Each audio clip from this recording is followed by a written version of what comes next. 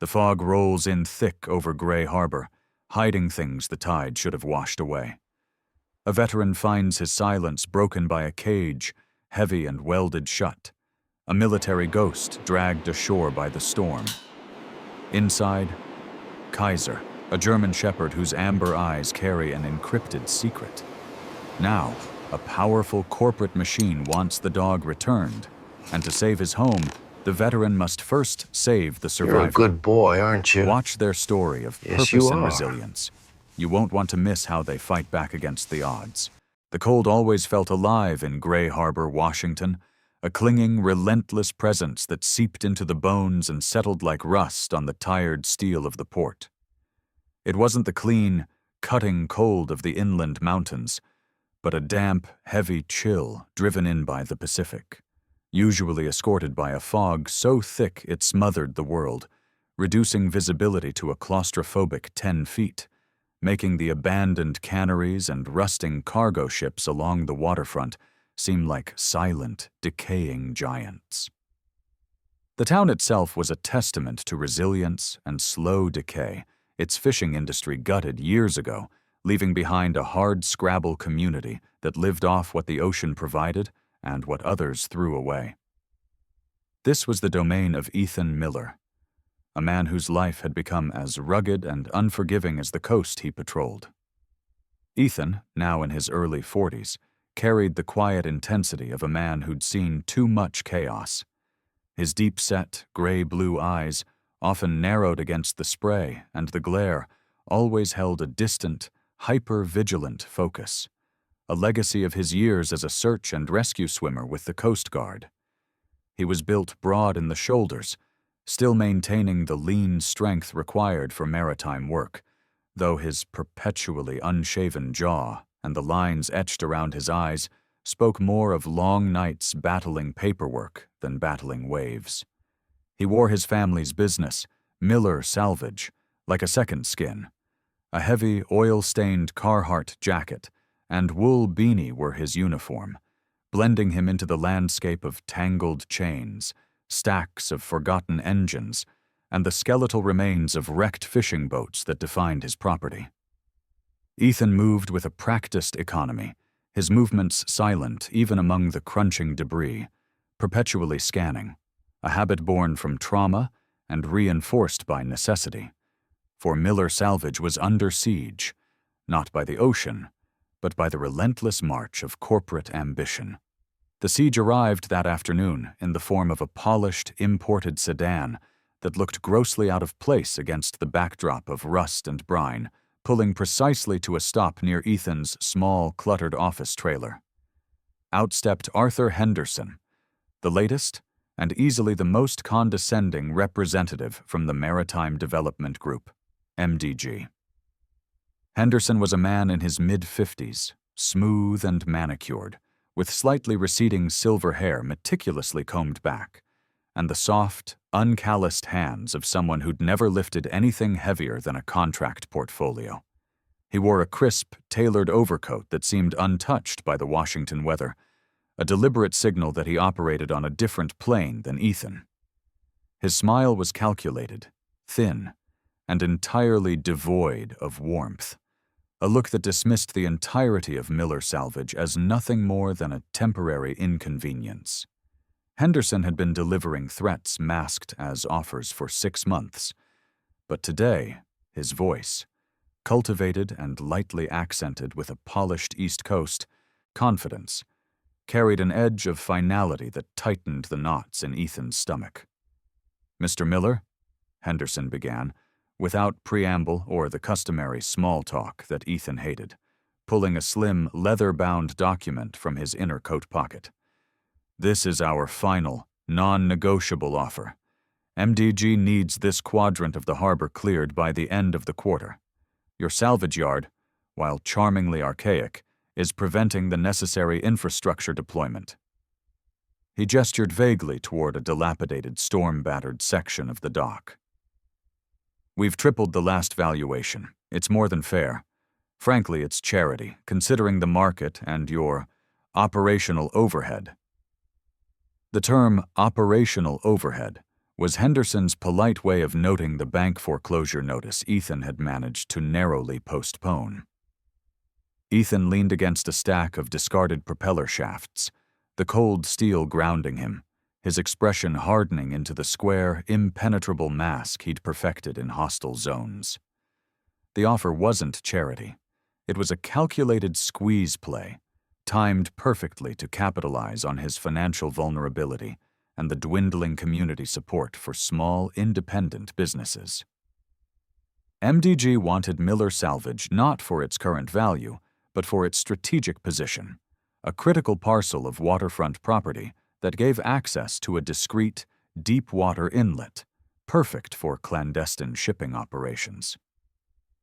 "Mr. Henderson," Ethan said, his voice low, weathered, and entirely devoid of the polished veneer Henderson seemed to expect. His tone held the steady, unwavering resonance of a man used to giving orders in high-stress environments.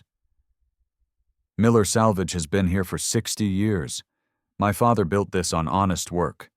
Your triple valuation doesn't cover the history, the labor, or the sheer hell it took to keep it running through every storm this coast throws at us." He let his gaze drift over Henderson's pristine coat and back to his face. "The answer is the same as it was last month. No. You tell your bosses that this piece of ground isn't for sale. Not at any price." Henderson's smooth facade cracked slightly, a flicker of genuine irritation crossing his face, before he smoothly retrieved the document. "A predictable, if foolish, decision, Mr. Miller. Your attachment to sentimentality will be the reason you ultimately lose everything. I suggest you reconsider, or the next conversation will be with our legal team regarding zoning compliance and property seizure." He offered a final, meaningless nod, climbed back into his expensive sedan, and was swallowed by the encroaching coastal fog, leaving the smell of expensive cologne and corporate malice hanging briefly in the cold, salty air. Ethan didn't watch him go. He was already moving, his internal radar kicking into high gear, recognizing the escalation of the conflict. He knew Henderson wouldn't be back, but something else would. He just didn't know what. It was that internal alarm bell, honed by years of diving into churning water to find lost souls, that drove him back to the most remote, neglected section of the property an hour later. The persistent, heavy fog had, in the space of minutes, transformed into a fierce coastal squall, the kind that hits fast and brutal, churning the already violent gray ocean into a frothing white fury. It was the absolute worst weather the coast offered, isolating, blinding, and cruel. As the wind howled a deafening chorus through the skeletal frames of the old vessels in his yard, Ethan trudged along the tide line, his head down, flashlight beam cutting a weak path through the wind-whipped spray and rain. He wasn't looking for debris. He was looking for wrongness. And he found it. Tucked against a breakwater of jagged granite, half buried by the shifting, frothy sand and debris churned up by the tide, was a heavy object that was definitely wrong. It was a reinforced steel crate, significantly heavier than any standard pet carrier, its seams roughly but thoroughly welded shut, secured further by thick, rusted chain wrapped multiple times around the heavy door latch. Ethan dropped to his knees, his hands instantly finding the rough, unforgiving metal. The crate was battered and clearly had been tumbled by the sea for some time, but it was built to last, designed to keep something in or keep everything out. Through the storm's roar, he heard a faint, distressed sound, a low, ragged whimper that fought the wind and somehow reached his ears. Immediately, his former training took over.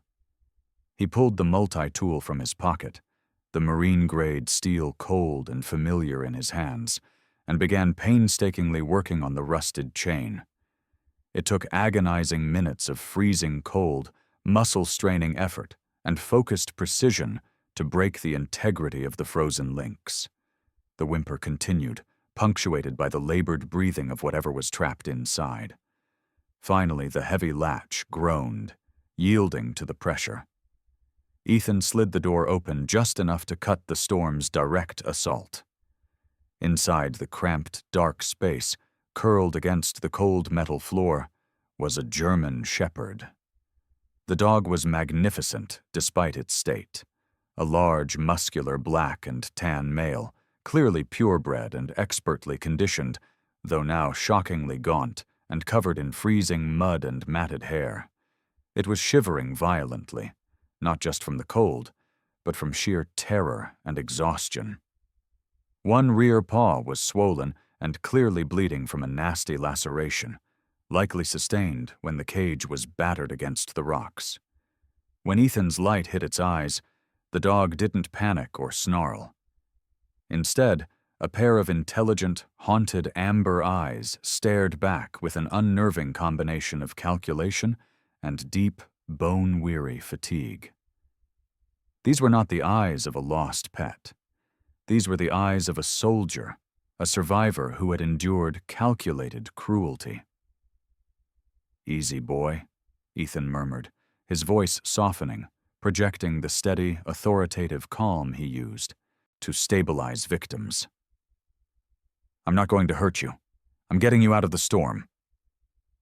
He gently unzipped his own heavy Carhartt jacket and pushed the soft, insulating interior inside the opening. The shepherd, showing the discipline ingrained by rigorous training, only sniffed cautiously at the offered fabric. Then, with a low groan of surprise, the morning after the storm brought a miserable, heavy rain that felt like the world was weeping, softening the edges of the chaos Ethan had navigated hours earlier. He'd spent the remainder of the night in the small, cluttered office trailer, treating Kaiser's most immediate injuries. A deep, ragged cut on the rear paw and several painful abrasions from the rough steel cage. Kaiser lay still on a pile of old blankets, exhibiting a stoicism Ethan recognized instantly. The dog endured the antiseptic and the tight bandaging without a whimper, merely tracking Ethan's movements with those intense amber eyes that showed not fear, but a weary, disciplined watchfulness. Kaiser was enormous, easily 85 pounds of solid, lean muscle, his coat a striking traditional black and tan that spoke of pure working lineage. Now that the grime had been partially wiped away, Ethan could see the dog's true age was perhaps 4 or 5 years, and his movements, though currently hobbled by the paw injury, were clearly calibrated for speed and power. The discipline was eerie. He never barked, never paced, and only changed position at the slightest shift in the air pressure or sound outside the thin aluminum walls of the trailer, reacting not to general noise, but to specific, filtered auditory cues. A level of awareness Ethan knew only came from years of high-stakes operational training. The wound was beyond his skill set, however, and though the rain made driving treacherous, Ethan knew he couldn't wait.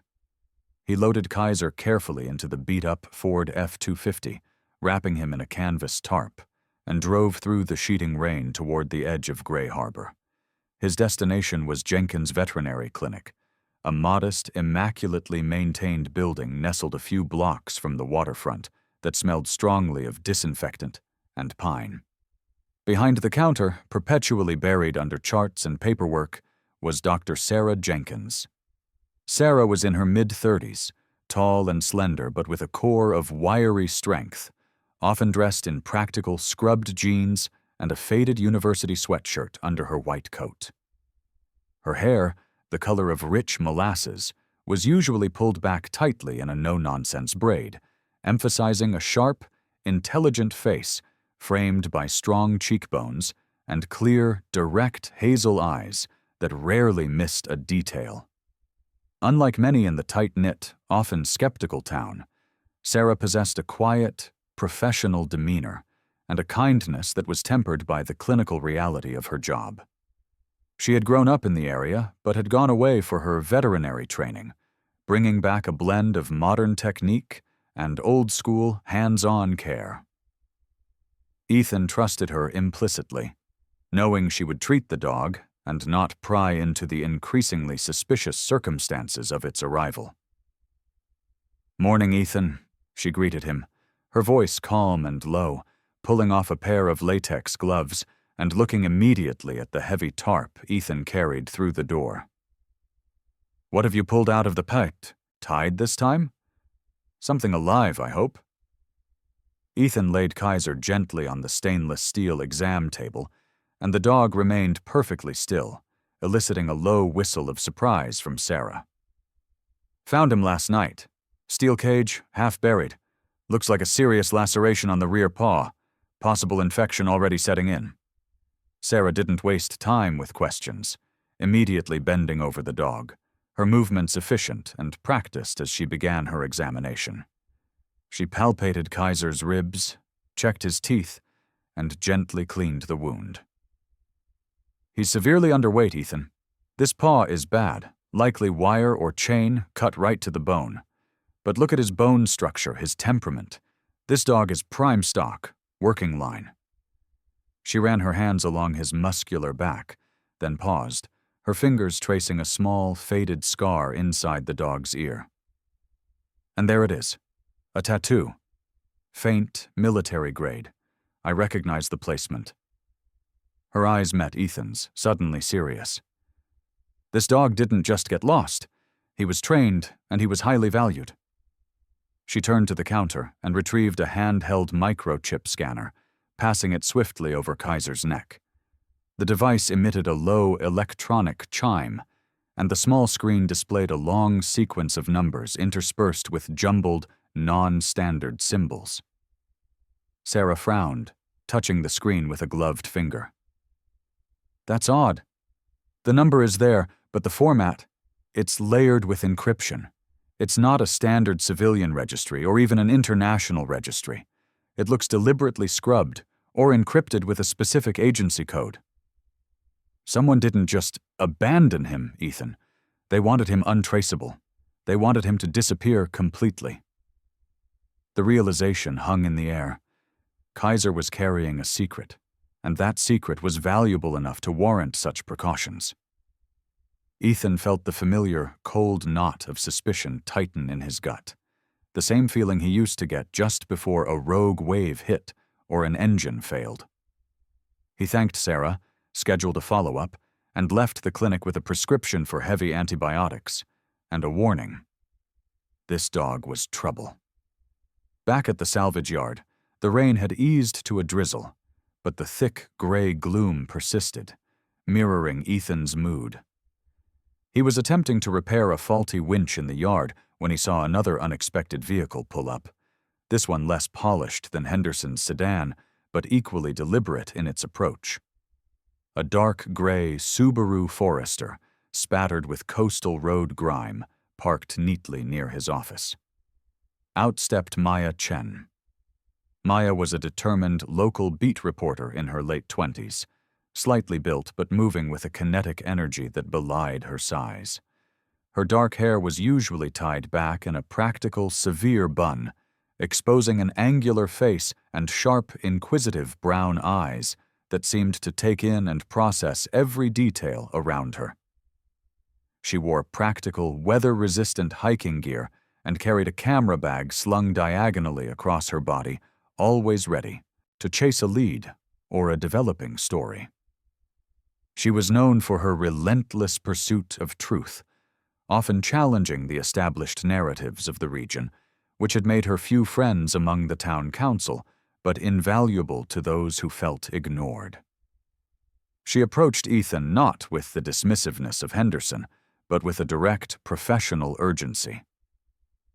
"Ethan Miller, I'm Maya Chen, the Harbor Chronicle. I know you're busy, but I need 2 minutes of your time, and it's about MDG." Ethan stopped cranking the wrench, wiping his oily hands on his pants. "They sent their lawyer yesterday. I told him no." Maya nodded quickly, her eyes scanning the salvage yard as she spoke. "I know. That's why I'm here. I've been tracking MDG for months. They've been buying up waterfront property all along the Northwest, usually with an aggressive timeline. They claim it's for infrastructure, but what they're doing is forcing out local businesses like yours just before the zoning changes would make the land exponentially more valuable." She lowered her voice, leaning closer conspiratorially. "But their push on your land, this sudden escalation, it's too aggressive even for them. My sources at the Port Authority are saying they're finalizing a major lease for the old naval pier, the one that can handle large, deep-draft vessels. They're rushing to consolidate their control." She glanced pointedly toward the coastline, veiled in the mist. "Whatever they're planning, it's not fishing tournaments, Ethan. The timeline suggests a transport operation, maybe even something that needs to be moved discreetly. Something large, and soon." Ethan felt a cold dread wash over him. He looked from Maya, whose evidence was purely economic and political, toward the trailer where Kaiser lay resting, his encoded secret wrapped in a damp blanket, a massive, high-value asset, untraceable and urgently needed, coinciding with a sudden, violent corporate pressure to clear the area for discreet transport. The pieces clicked into place with horrifying clarity. He hadn't just saved a dog, he had intercepted a crucial piece of MDG's hidden cargo. The silence returned to Miller Salvage like a heavy, suffocating blanket after the rain, a silence now amplified by the presence of Kaiser. The dog was recovering quickly, the immediate terror replaced by that unnerving, high-level vigilance Ethan had first witnessed. He had stabilized Kaiser in the back corner of the largest storage shed, a drafty, metal-sided structure full of old netting and discarded maritime engines, lining a makeshift bed with thick canvas tarps and a space heater cranked to full power. Kaiser would eat the broth Ethan offered, drink water, and then settle. But he never truly slept. His head would remain slightly raised, his amber eyes half-lidded, his massive, muscular frame poised for instant movement, a disciplined stillness that was a clear signature of his professional past. Ethan knew the antibiotics would help the physical wounds, but the encryption on the chip, Sarah's grave expression, and Maya's urgent warning about MDG's shipping timelines confirmed the dog's trauma was secondary to the danger he represented. Ethan was now holding on to a very expensive, very dangerous secret, and he fully expected the owners, professional as they were, to come looking before the day was out. The expected arrival occurred just before noon, tearing the fragile piece of the salvage yard to shreds. It wasn't a sleek sedan like Henderson's. It was a black, heavily customized Ford Expedition, fitted with oversized off-road tires and tinted windows, so dark they were opaque, even under the diffused sunlight struggling to penetrate the gloom. The vehicle pulled straight past the main office trailer and stopped precisely at the edge of the shed where Kaiser was hidden. The precision of the parking, neither too close nor too far, maintaining a clear line of sight and exit, was Ethan's first clue that these were not ordinary corporate enforcers. Two men emerged, and their appearance confirmed Ethan's mounting dread. The first man, clearly the leader, was Victor Sloan. He was tall, mid-30s, with the sharp, clean lines of someone who spent more time in a gym and a tactical range than an office. His body, visible under a tailored, dark gray wool coat, moved with an economical, coiled power, the kind of movement that suggests every action is rehearsed and unnecessary motion is eliminated. His face was angular and clean-shaven, dominated by a pair of cold, pale eyes that seemed to absorb all the light in the yard. His dark hair was cut razor short, and he possessed the unnerving trait of speaking with a polite, even gentle tone, while his eyes remained utterly detached, conveying a dangerous sense of practiced control. This man did not ask. He directed. Beside him was the second man, Dale Harris. Harris was shorter, stockier, and appeared older, perhaps late 40s, with a rough, closely trimmed salt and pepper beard that gave him a rugged but equally intimidating look. Harris wore a nondescript, high-end technical parka and kept one hand casually resting deep in the pocket of his tactical trousers, a clear, non-verbal signal that he was armed and prepared to use it. While Sloan was the clean, cutting edge, Harris was the silent, heavy force. He didn't speak, but his constant, low-level surveillance of the perimeter, the quick shifts of his gaze scanning the stacks of scrap metal and the shadows beneath the vessels, revealed him to be the tactical observer. Sloan stepped forward, walking directly toward Ethan, who stood next to the winch he was supposedly fixing, a heavy, grease-stained wrench resting casually in his hand. "Mr. Miller?" Sloan asked, his voice smooth, carrying no regional accent, as clean and manufactured as his appearance. "I apologize for the intrusion. We're looking for a piece of company property that was unfortunately misplaced during the coastal squall yesterday. A German Shepherd. Male. His name is Atlas." Sloan produced a laminated ID card, the badge generic, a gold crest over the words Private Asset Recovery, with no federal or state seal, just the corporate branding. Ethan took the ID, noting its thickness and the blurry generic crest. Sloan's movements were too fluid, too precise. The way he positioned himself, subtly flanking Ethan's main route back to the office, spoke volumes. "I find a lot of things on this beach, Mr. Sloan," Ethan replied, his tone flat and unyielding, keeping his breathing slow and steady, using the cold read skills he had honed during tense rescue operations, where reading a person's intent was the difference between life and death. He needed to gauge their threat level, their training, and their objective. "Could be any stray. The storm tosses up all kinds of debris." Sloan gave a polite, practiced smile that didn't reach his eyes. "This particular stray is high-value intellectual property, Mr. Miller, used in specialized research. He had a custom tracking harness that must have malfunctioned. We were notified by a drone survey. He was last confirmed alive near your location." Harris, the stockier man, had now moved silently to flank the other side of the shed, confirming Ethan's immediate assessment that they were attempting to box him in and control his movement. "We simply need to confirm he's here. We can handle him from there." Sloan's eyes flicked briefly toward the shed, betraying his true focus. Ethan's grip tightened imperceptibly on the wrench. He remembered Sarah's diagnosis, the encrypted chip, the military tattoo. He remembered Maya's theory of clandestine transport. These men weren't researchers. They were recovery specialists, likely former special operations personnel hired by the firm that MDG was fronting for. Their language was full of euphemisms. Intellectual property for a life.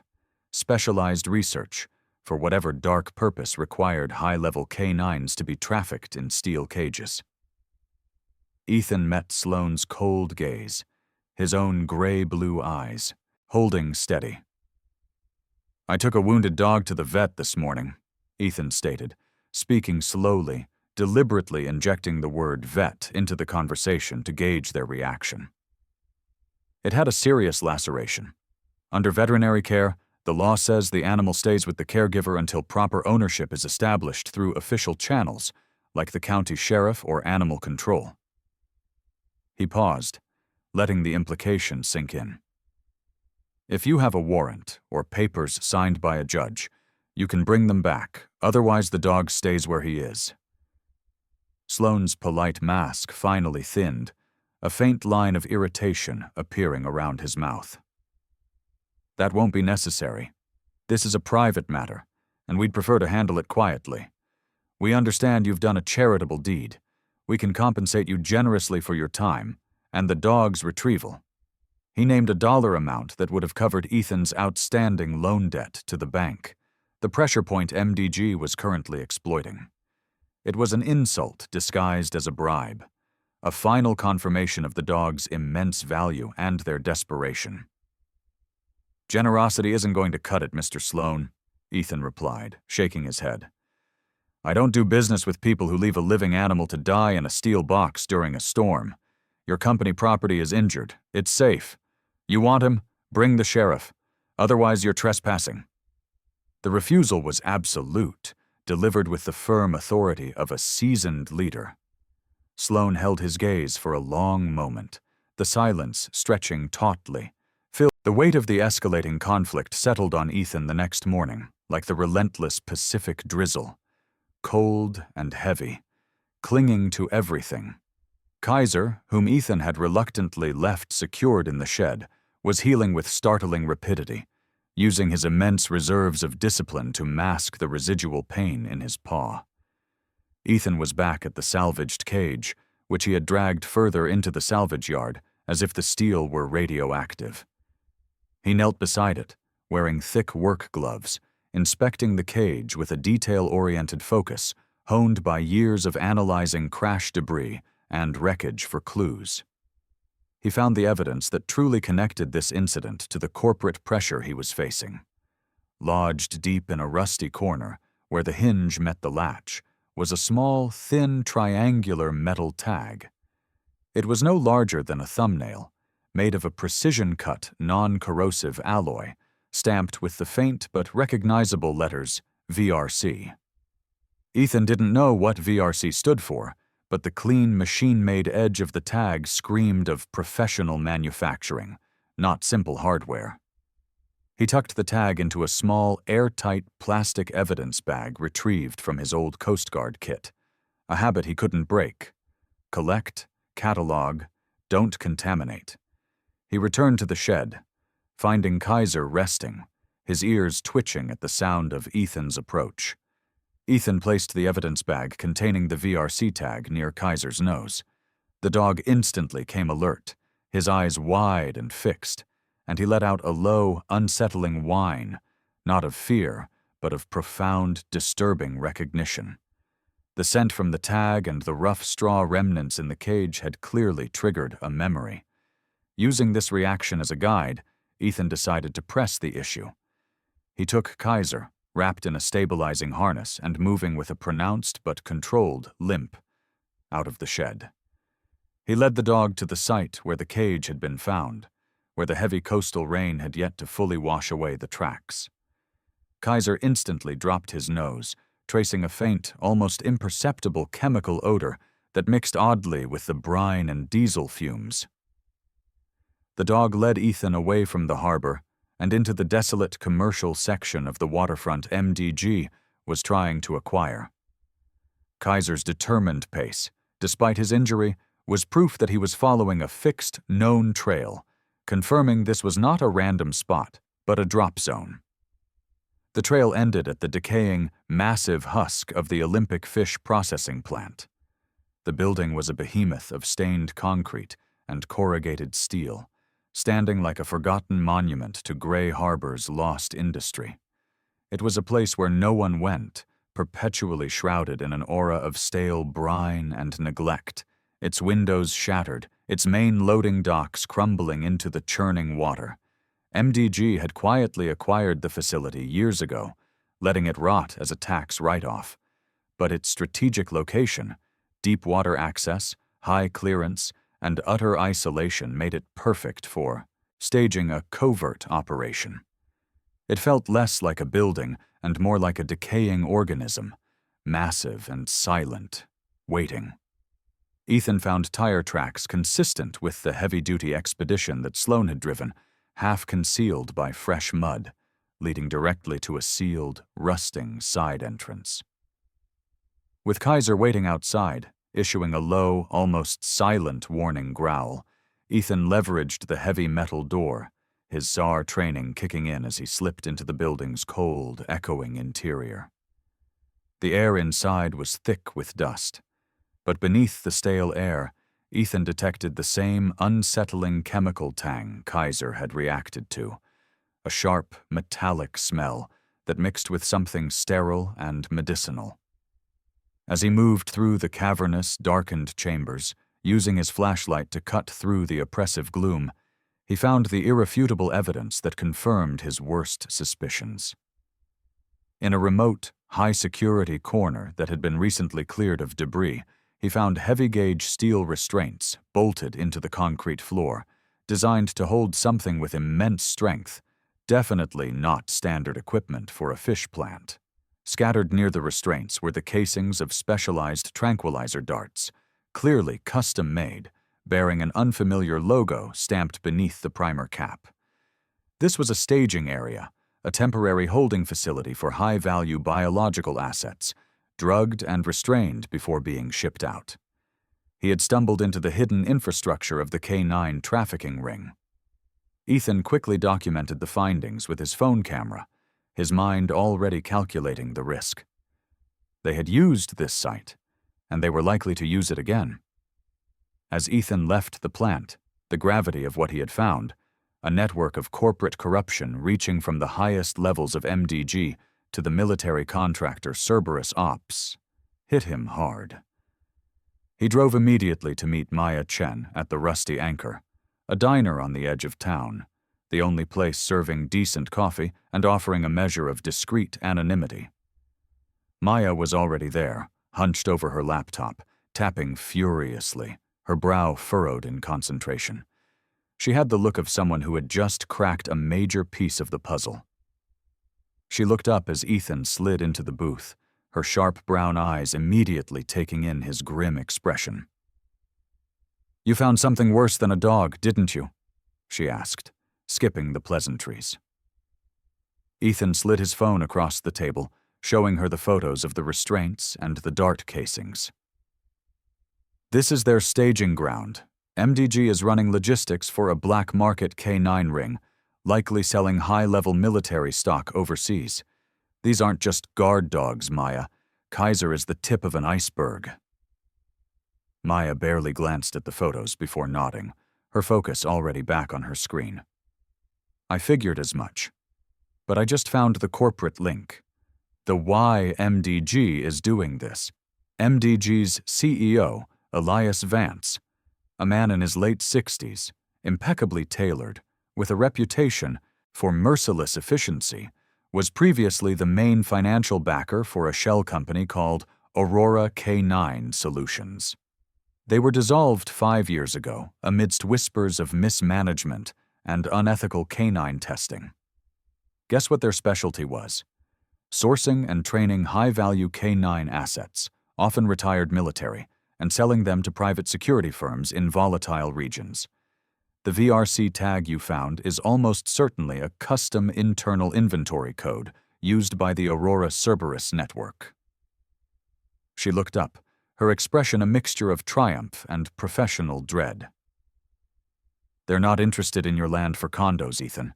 They need that deep water access near that plant to move the cargo fast, and they need that specific, untraceable K9 stock.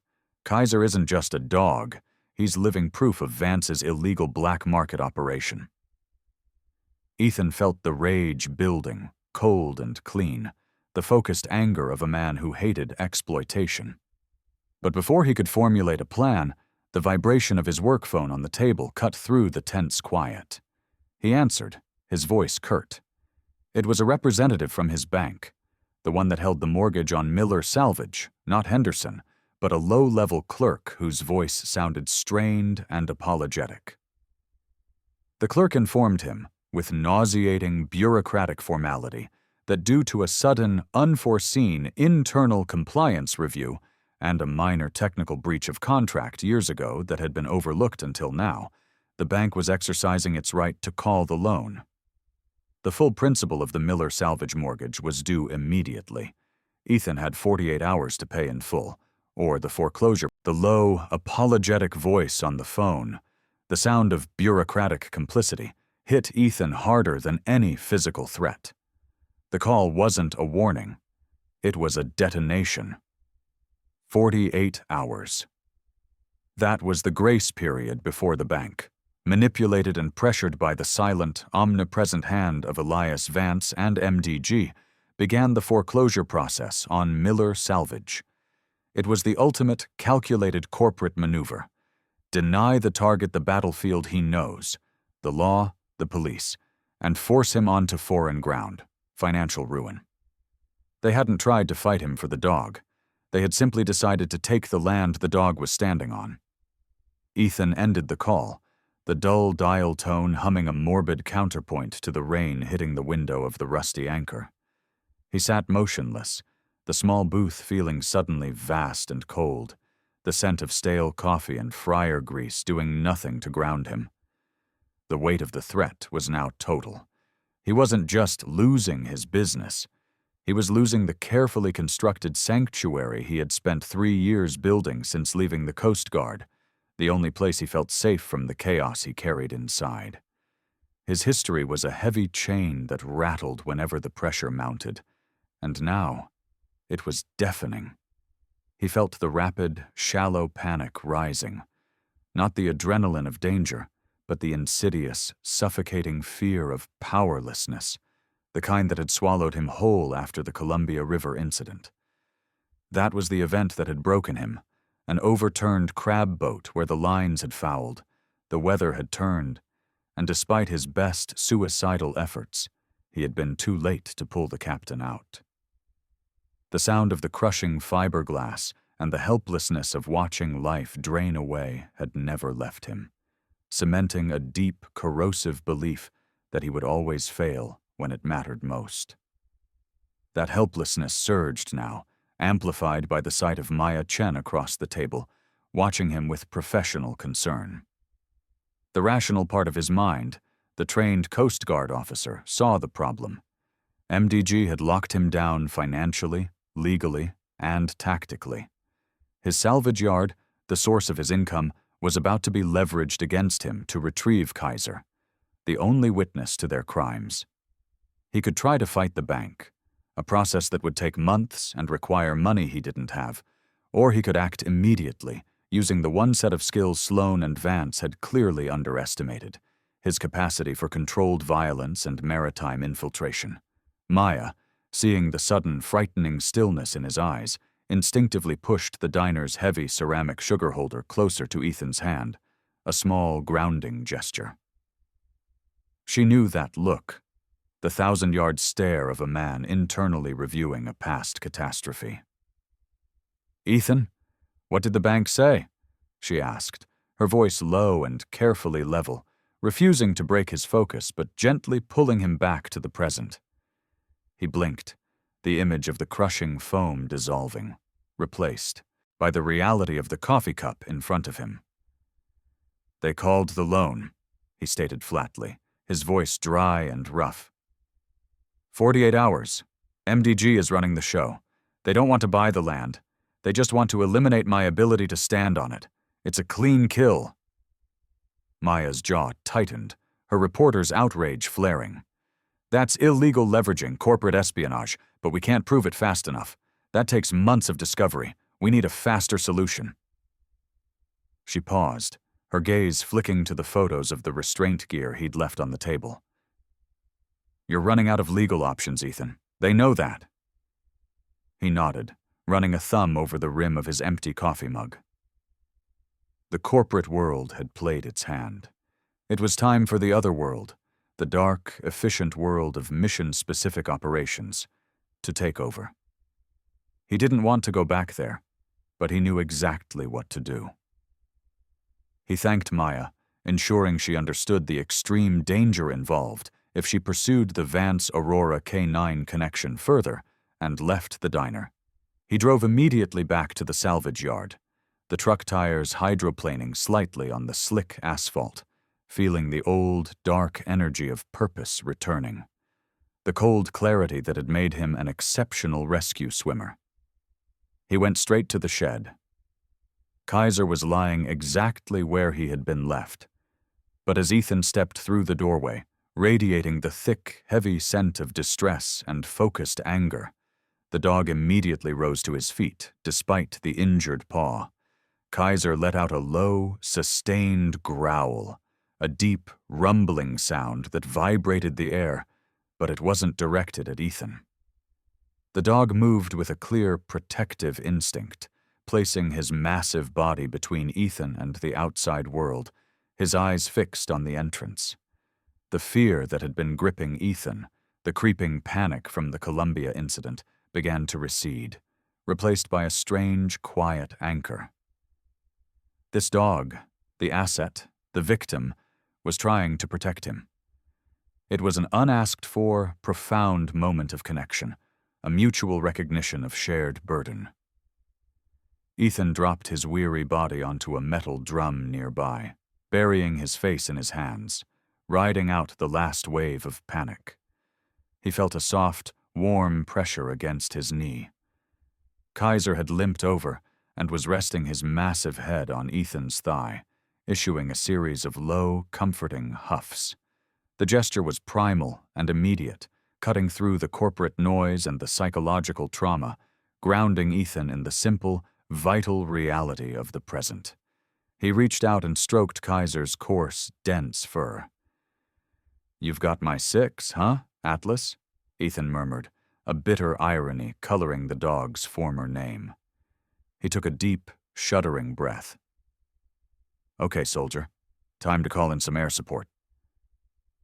Ethan pulled out his old, satellite-enabled communication device, dusting it off. He had 2 numbers he knew he could rely on, 2 people who understood the difference between law and justice, between paperwork and war. He dialed the first. It rang twice before an easy, deep voice answered with a curt, professional greeting. "Miller, you just missed the memo. I'm on a deep-sea job off Ketchikan.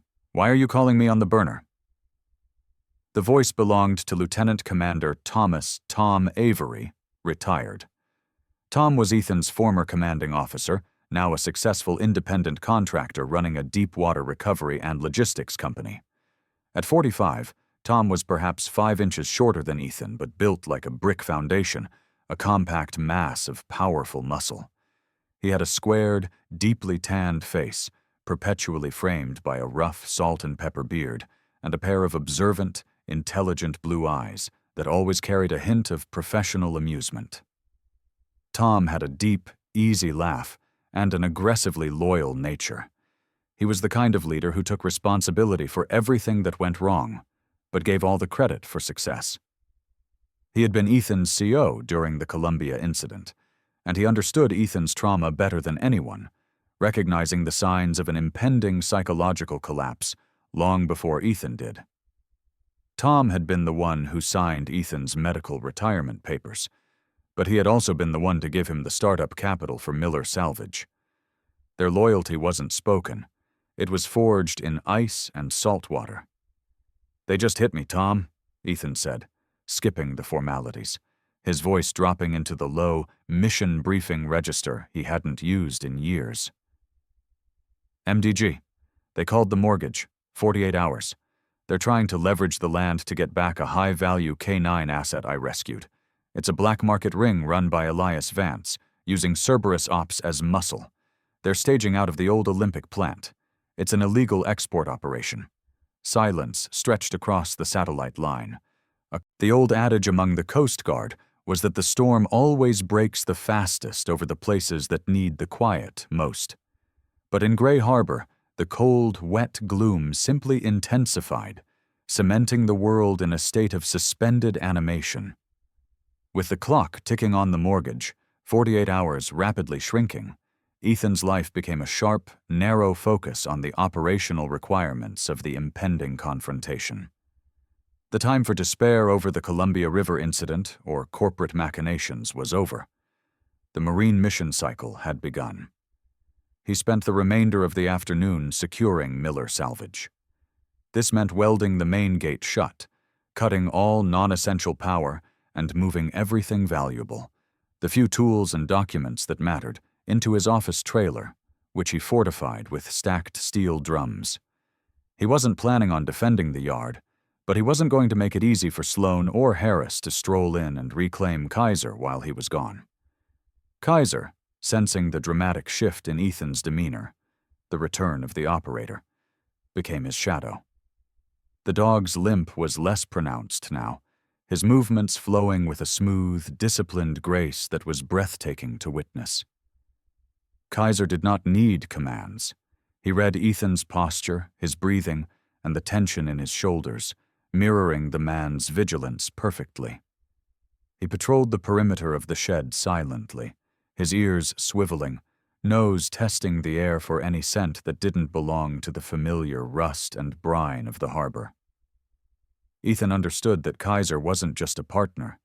He was an integrated tactical sensor, far more sophisticated than any electronic gear he owned. The dog confirmed, without ever making a sound, that they were being watched. Every slight noise, every shadow that moved too quickly on the horizon of the surrounding forest elicited a barely perceptible stiffness in Kaiser's frame. A small, low growl caught deep in his chest. A silent, focused warning system. As twilight bled into a cold, starless night, Ethan prepared his reconnaissance kit. His focus was the Olympic fish processing plant. He needed to know the layout, the security presence, and, crucially, the cargo schedule. He pulled out the few remaining pieces of tactical gear from his deep storage: dark clothing, night vision binoculars, a relic from a high-value Coast Guard seizure operation, and a non-lethal, high-powered air rifle that could deliver a painful, non-fatal deterrent if needed, though his preference was always for stealth and non-contact disengagement. Before leaving, he gently fitted Kaiser with a thick leather working harness, checking the buckles methodically. He looked down at the dog, whose amber eyes met his with an unwavering, absolute trust that cut through the years of Ethan's self-doubt. "Stay low, soldier. Tonight we just look. No contact," Ethan murmured. Kaiser responded with a quiet, affirming huff, his tail thumping once against the muddy floor. Their approach to the Olympic plant was textbook infiltration. They moved along the coastline, using the dense coastal scrub and the deafening crash of the waves against the crumbling breakwaters to mask their movement and sound. The plant, a massive, monolithic shadow against the night sky, was isolated but not unprotected. Ethan immediately identified two distinct layers of security. The first was perimeter security, low-grade motion sensor lighting that was poorly maintained and frequently triggered by the wind or seabirds, which made the guards lazy. The second was the human element, a single, rotating patrol composed of 2 men walking the perimeter every 30 minutes. They were armed, but their movements were slow, bored, and predictable. Using the night vision, Ethan observed the building's main operational area, the loading dock. It was here he saw the first sign of activity that differed from Maya's intel. While the building was mostly dark, a single reinforced secondary door on the seaward side glowed with a faint internal work light. More importantly, he saw a refrigerated container unit being gently moved onto the dilapidated dock using a specialized, low-profile forklift. The speed and efficiency suggested the cargo was being staged. His stomach tightened. The delivery was being pulled forward. They weren't waiting for the end of the 48-hour window. He crept closer, Kaiser moving like a black ghost beside him, hugging the ground perfectly. From their vantage point behind a rusted anchor winch, Ethan could clearly see the loading area. One of the patrol guards, a generic, heavy-set man, paused near the secondary door, smoking a cigarette, his back turned to the sea. Inside the door, Ethan could briefly see the movement of a man, not a dock worker, but a figure in dark tactical gear, moving with the cold efficiency of Victor Sloan. Sloan was directing the placement of the refrigerated unit. As the tactical figure paused, Ethan saw the faint, clinical flash of steel inside the plant. Cages. They were loading the K9 assets. Ethan felt the frantic urgency rise again. They were shipping tonight, within hours. His rendezvous with Tom Avery was scheduled for 0200 hours at the old auxiliary pier, a small, derelict spot a mile down the coast. Tom was bringing the gear, and he was bringing a third man, Ben. Ethan needed to get to that rendezvous immediately. He began the silent withdrawal, keeping Kaiser low, when suddenly Kaiser froze, his body rigid, his nose pointed toward the open sea. Not the plant, but the water. Before Ethan could react, a massive, low-profile boat, dark and running without lights, ghosted silently into the deep water inlet adjacent to the plant. It wasn't a local fishing vessel. It was a fast, heavily customized utility vessel, built for speed and clandestine operations, painted matte black to swallow the moonlight. As it nudged silently against the crumbling dock, 4 figures in dark clothing jumped expertly onto the pier, carrying heavy equipment bags. Their arrival, Ethan pulled the F-250 onto the crumbling, decommissioned auxiliary pier at 45 hours. The thick, swirling coastal fog, a blessing that swallowed the truck's weak lights almost instantly. He killed the engine, the sudden silence broken only by the relentless slap of frigid water against the pilings and the heavy, rhythmic panting of Kaiser beside him. The dog was vibrating with a silent, focused energy, recognizing the transition from surveillance to action. Tom was already there, his fishing trawler, the Molly Ann, tied securely to the least rotten section of the dock, its running lights dimmed to invisible slits. Tom Avery stepped out of the fog, his thick, bearded face grim and set, wearing a dark, water-resistant field jacket that made him look even more imposing. With him was Ben Carter. Ben, 40 years old, was a study in contrasts next to Tom's brute strength. He was lean and almost deceptively compact, his movements deliberate and quiet, the result of years spent diffusing chaos. His hair was thinning slightly, closely cropped, and his hands, which Ethan knew had done surgical work with remote detonation, were long, steady, and utterly precise, currently encased in thin tactical gloves. Ben's eyes were a sharp, deep brown, constantly observing, giving him the appearance of a meticulous, contained intelligence. He carried a nondescript backpack that Ethan knew held enough specialized tools to bypass Fort Knox, and his voice, when he spoke, was low and almost unnervingly calm. "Miller, you look like hell," Tom greeted, clapping Ethan hard on the shoulder, a gesture that was half greeting, half physical confirmation of focus. "Ben, this is Ethan Miller, the best damn rescue swimmer I ever broke.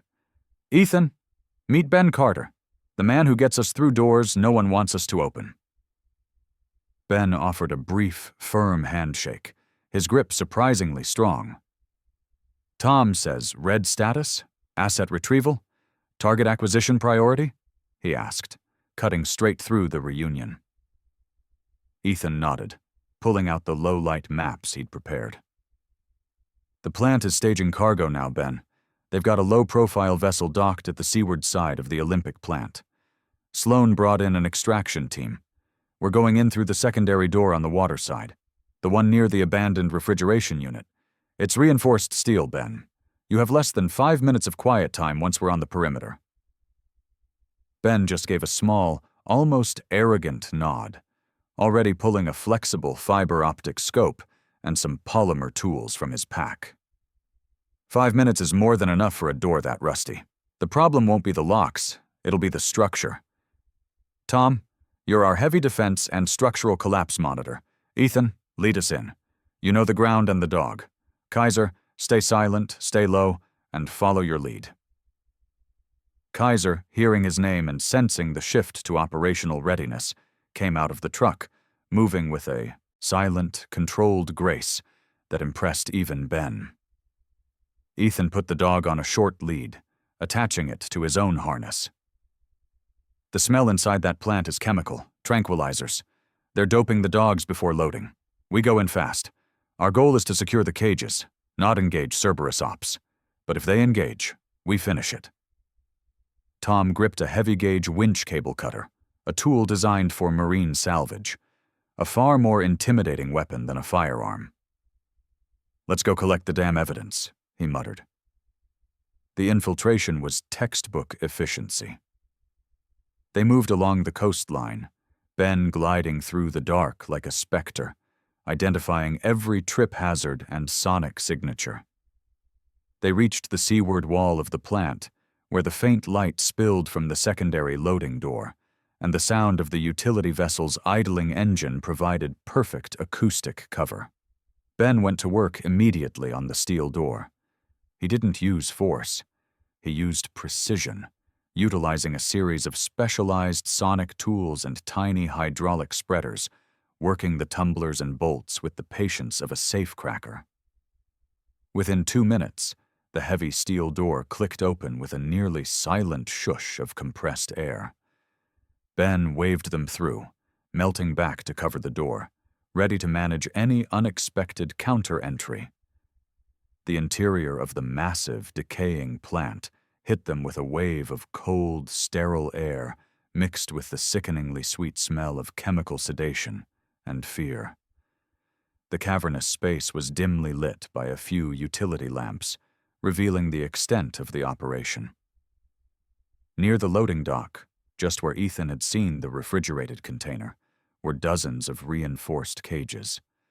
Inside them, high-value working dogs, German Shepherds, Belgian Malinois, Labradors, all exhibiting the gaunt frame and discipline Kaiser had carried, lay trembling or heavily sedated.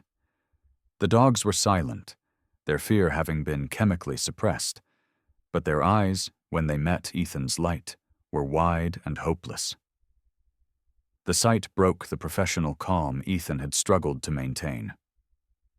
"Jesus," Tom whispered, his deep voice thick with controlled anger as he took in the scope of the abuse. "They're not moving them.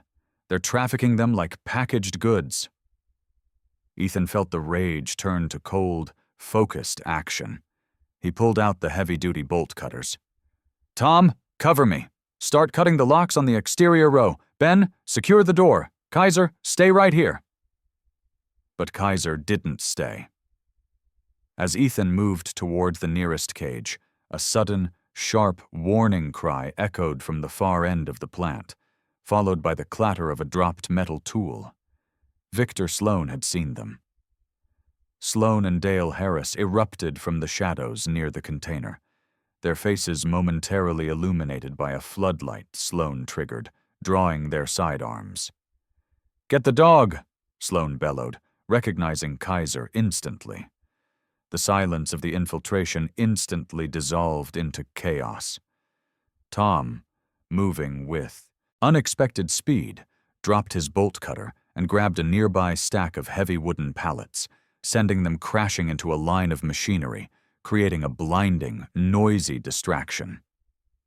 Ethan raised his air rifle, not to fire, but to draw fire, pulling Sloan's attention away from the cages. Sloan and Harris advanced, their weapons raised, their movements precise and practiced. Then, Kaiser acted. Without waiting for a command, the enormous German Shepherd launched himself from Ethan's side, moving with the terrifying, silent speed of his military training, ignoring his injured paw. He didn't charge the armed men. He executed a textbook flanking maneuver, circling wide behind a stack of crates and emerging directly at Sloan's flank. Kaiser didn't stop, colliding with Harris first, a heavy, muscled impact that sent the larger man sprawling, his weapon skittering across the concrete floor. Before Sloan could adjust his aim from Ethan, Kaiser pivoted, leaping, teeth finding purchase not on flesh, but on the heavy, padded tactical vest Sloan wore, driving the contractor backward into a stack of empty barrels. The attack was overwhelming, sudden, and precise, a disarming maneuver executed with lethal efficiency. Sloan cried out, stunned more than injured, dropping his weapon to try and fight off the massive dog. The engagement gave Ethan the precious seconds he needed. He rushed to the first cage, the cutter slicing through the lock with a loud snap.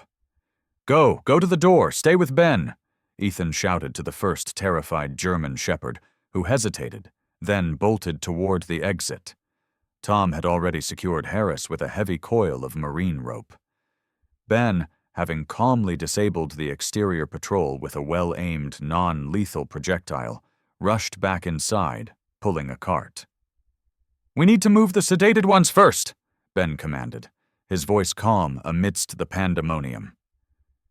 Ethan kicked Sloan's discarded weapon into the shadows and knelt quickly beside Kaiser, who was panting heavily, his muscles trembling from the effort. You got him, boy, Ethan whispered, grabbing the cutter. With Tom covering the exit, Ben and Ethan worked furiously, cutting locks and freeing the terrified, high-value K9 assets. The mission was successful. The cargo was liberated. The chaos inside the Olympic fish processing plant dissolved into a disciplined flurry of extraction. Tom Avery secured the captured agents, Sloan and Harris, using heavy marine rope and zip ties from Ben's kit, while Ben Carter managed the terrified, semi-sedated canines. Ben, the former EOD specialist, was astonishingly gentle, using calming murmurs and quick, practiced movements to assess each dog's state, prioritizing those still heavily affected by the tranquilizers. Ethan, with Kaiser limping protectively at his side, cut the remaining locks, the incessant snap of the bolt cutters the only sound besides the low whimpering of the freed animals. Kaiser, despite his exhaustion and injury, moved among the bewildered dogs like a shepherd, nudging the most frightened toward the secondary exit, offering a silent assurance of safety that words could never convey. The critical phase was the extraction. Tom had anticipated the challenge of transporting dozens of large, powerful dogs. He had brought heavy-duty transit harnesses and collapsible crates from the Molly Ann. They quickly loaded the sedated dogs onto the cart Ben had found and moved them out the back entrance and onto the pier. The three men worked with the synchronized efficiency of a high-risk operational team, their movements silent, swift, and entirely focused on the mission objective. 0 assets left behind. As the first signs of pre-dawn light, a pale, bruised gray, began to filter through the thick coastal fog, the last of the rescued dogs were secured aboard the Molly Ann. Ethan looked back at the plant, now silent and dark, the only remaining evidence of the night's work being the scattered wire cages and the 2 trussed-up contractors. They didn't linger. Tom took the Molly Ann immediately out into the harbor, planning to run a discreet course south to a friendly, secluded marine base he knew, where the 41 rescued K9s could receive veterinary care and temporary refuge, far from the reach of Elias Vance and Cerberus Ops. Before leaving, Ethan had ensured the plant's main servers were wiped clean and that the tracking equipment on the black utility vessel was permanently disabled, effectively burning the physical infrastructure of the trafficking ring. Ethan, Ben, and Kaiser returned via the truck, leaving the evidence, Sloan and Harris, for the authorities to find when the sun finally rose, along with the undeniable evidence of the illegal operation. They drove straight to Jenkins Veterinary Clinic, arriving just as the lights flickered on. Dr. Sarah Jenkins, pulling an all-nighter with paperwork, met them at the back door. Her eyes widened in shock at the sight of Ethan, Ben, and Kaiser, all covered in grime and seawater. But the sight of the heavy marine ropes securing the captured men in the truck bed told her everything she needed to know. Sarah was pragmatic. She immediately checked Kaiser's bandages and the antibiotic regimen, her expression a mix of professional concern and quiet admiration.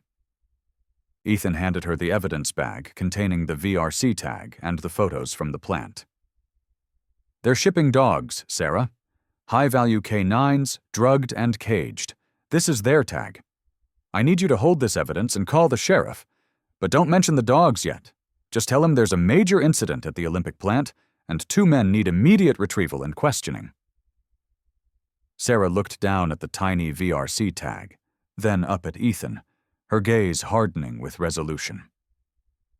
I understand, Ethan. I'll make the call myself. As the sheriff's sirens wailed faintly in the distance, Ethan and Ben drove back to the salvage yard, the impending foreclosure looming over them like a final wave. Ben, calm as ever, packed his gear into the back of his own vehicle. You did good, Miller, Ben said, giving a rare, genuine smile. The debt will be dealt with. We secured the assets and removed the threat. The rest is paperwork. He pulled out a worn business card. This is my contact. Anything else goes sideways, you call me, and keep that dog close.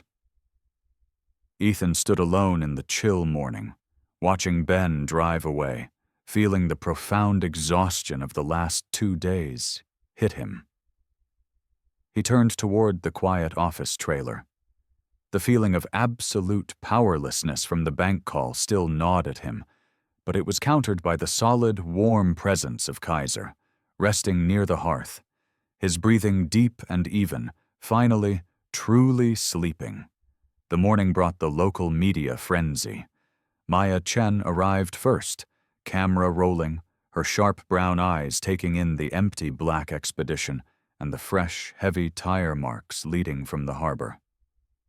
Sarah had called her, tipping her off to the major incident. Maya didn't need to ask questions. She saw the empty cages, the chemical smell, and the presence of the authorities now swarming the plant. She pieced together the operation instantly, linking the captured contractors and the MDG's aggressive land grab. Maya published her exposé that afternoon. The headline, screaming across the Harbor Chronicle's digital front page, was devastating. Corporate cartel exposed, MDG CEO linked to black market K9 trafficking ring. The article, meticulously researched and buttressed by Ethan's photographic evidence and Sarah's confirmation of the VRC tag and specialized tranquilizers, meticulously detailed Elias Vance's connections to Aurora K9 Solutions and the Cerberus ops contractors found trussed up at the plant. The scandal was immediate, massive, and national.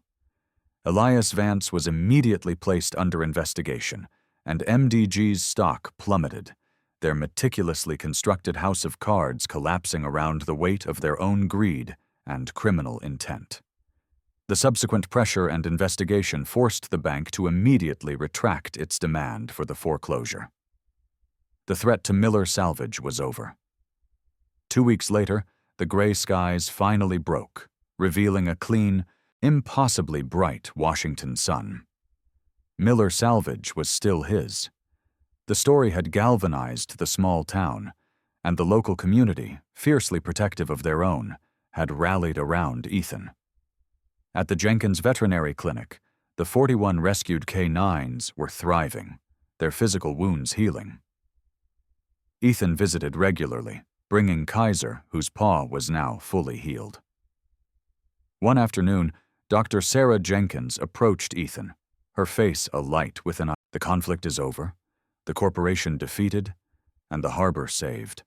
Kaiser, the shadow who became the light, now rests in the sun, his amber eyes finally reflecting peace, his military discipline replaced by the quiet loyalty of a beloved companion. Ethan Miller, the veteran who risked everything to fight the darkness, has found his anchor and a new mission. Working to heal others, his trauma transformed into purpose by the steadfast presence of his partner. Their journey through the cold chaos of the coast was long, but it led them both to the dawn of a new chapter. Let us wish continued peace and quiet waters to Kaiser and to Ethan, two resilient souls who found salvation in each other. If this tale of courage and second chances resonated with you, please hit that like button and subscribe for the next thrilling chapter from the coast.